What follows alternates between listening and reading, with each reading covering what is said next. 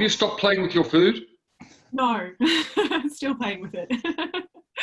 As last time we spoke, you were just plotting a possible residency in Japan, Yeah, that's right. and that went ahead? Yeah, that did. So that was in November last year, October, November. Yeah, Yeah, yeah. Thank you so much for your support with that. It was, yeah, it all, absolute pleasure. yeah. So did it work out the way you hoped?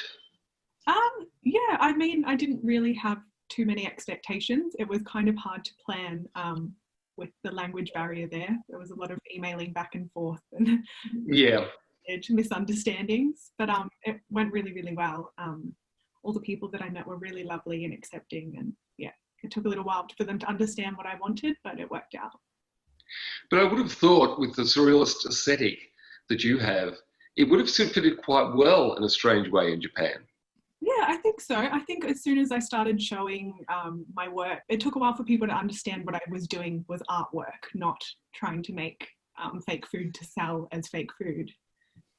Yeah, then they kind of got it and they thought it was funny and they were really happy to show me around, which is great. Fantastic. Yeah. So is there an actual body of work coming from that? Yeah, I learned a lot of new techniques from that trip. So I've spent this past year playing around in my studio, making sculptures, working with airbrushing and resins, and I was meant to have a show this month actually, but obviously it's been postponed. So hopefully next year sometime. Right, yeah, it's frustrating, isn't it? Yeah, it is frustrating. Yeah, everything's right now. So the central themes of your work, which I presume remain the human body, the organic, the fungal, the breakdown of all things material, organic. Is that basically the ongoing theme still? Has that changed in any way, or is that? I think more recently it's changed, I guess, over the past year and a half. Maybe not so much the breakdown, but I've been looking at objects and food more in, I guess, the way that they bring about an affective experience. So looking at feelings more broadly, feelings through objects. In what way? I guess exploring my own personal life and family connections through objects. So with my recent work, I've been looking at grief, uncertainty, sort of the aesthetics of my culture as well. So I have an Italian family and I've been looking at sort of that Italian-Australian aesthetic. Well, how would you define those terms? My mum's side is Italian, so I've been looking at sort of the colours, the objects that we connect with, food particularly. So I've been looking at recipes, cooking, utensils, that sort of thing. I'm not sure I'd like to see the inside of your fridge. No, it's quite full.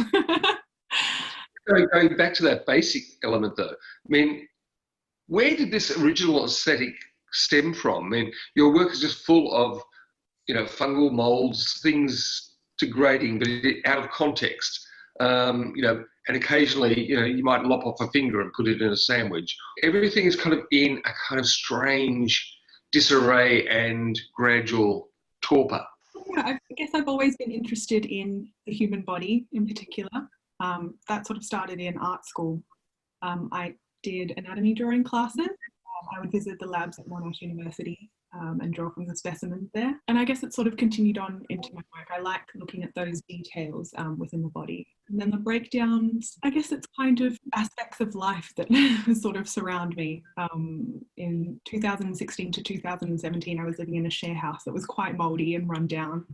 And that did inspire quite a lot of my work as well. I guess I find those forms quite interesting and beautiful in a way. Do you actually have to watch a piece of bread rotting or growing mouldy, or find it in the fridge for that matter, to work off, to make the work look realistic? Yeah, so with that particular work, I have been trying to sort of make my techniques a bit more realistic. So I do base my work off things that exist in life. So with those mouldy bread, it was inspired by my share house that was filled with moulds, especially mouldy teacups that were left around the house. And I work from those sorts of pictures. I have a lot of source material. I like to take photos and do drawings.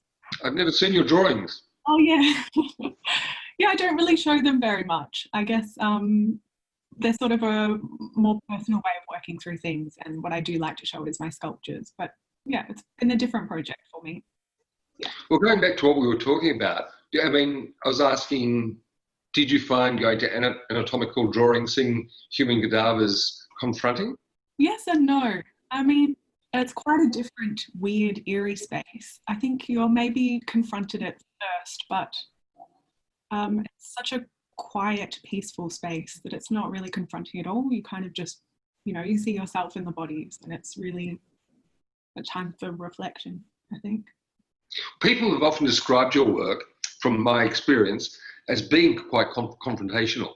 They love the kind of cuteness of it, but they also find it a fraction, at times, nauseating, or at the very least unnerving. Is that your intention? I don't think I intend to do that, first off. I guess, I don't know, I'm always drawn to that sense of, not so much, like, it's repulsion, but I guess I find it beautiful as well. So I'm not really confronted by it when I'm exploring it. And then I do find it funny when people have that reaction. I'm okay with it. Yeah, I don't. Yeah. As a child, were you sort of intrigued by mosses and fungi and spores? I've been collecting dead insects since I was a kid. I was always very interested in that sort of thing, museums, and I'd breed insects, collect. What do you breed? I used to breed lady beetles, and I had some pets. Oh. Yeah. So what if you came across a corpse of an animal in a forest? Yeah. Would that be a source of study and fascination for you? I'd probably pick it up and take it home. Yeah, I've often done that. Yeah, I found a bat a little while ago at a friend's house, and I've taken that. And people often give me different objects, animal body parts, that sort of thing. Yeah, I do. I don't know. I'm always attracted to those little bits of mould, things taking over other forms. Where do you think that stems from? I don't know. Childhood fascination with it. My mum used to call me Penny Pollard. I don't know if you. Yeah, she collected those horse bits of straw and would keep them in her cupboard, and I've done similar things with insects and leaves and flowers, and yeah, I don't know, there's something that I'm attracted to in that. But quite a lot of artists seem to at least have at least a passing fascination, if not obsession, with these kind of themes. Why do you think that is? Is it just visually attractive? It's sometimes fascinating to look at something smaller than yourself but see a whole different world in it, which kind of expands your universe when you're looking at it. I don't know. It's one of the things that I love about the visual arts is when I look around the small collection I've got, and there's a lot of skulls, there's a lot of organic breakdown all through the collection. I mean, I've got a beautiful gun here. Yeah. The whole thing's made out of bone and the flesh of the dead cow and these bits of metal that, and it's something like David Cronenberg uses in Existence, where he has a gun that is fleshy and shoots human teeth.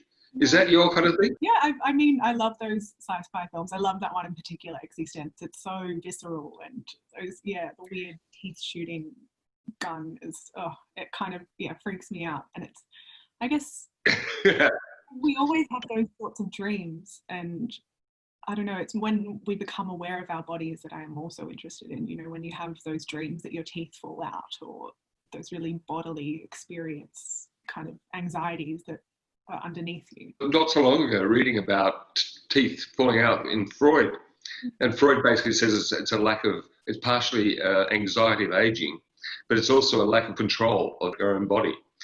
And that's Freud's reading. Oh, I know lots of people that have had those dreams. Yeah, I often have them. I think it is definitely, I can see that sort of anxiety about our body falling apart, which is true. We don't have control over it. So there's always that anxiety there. I kind of make forms, or they're always based on an experience in my personal life, which obviously you can't control. So it's, I guess, a process of trying to work through that and understand it and have some control over that through making. So yeah, there's always a backwards and forwards there.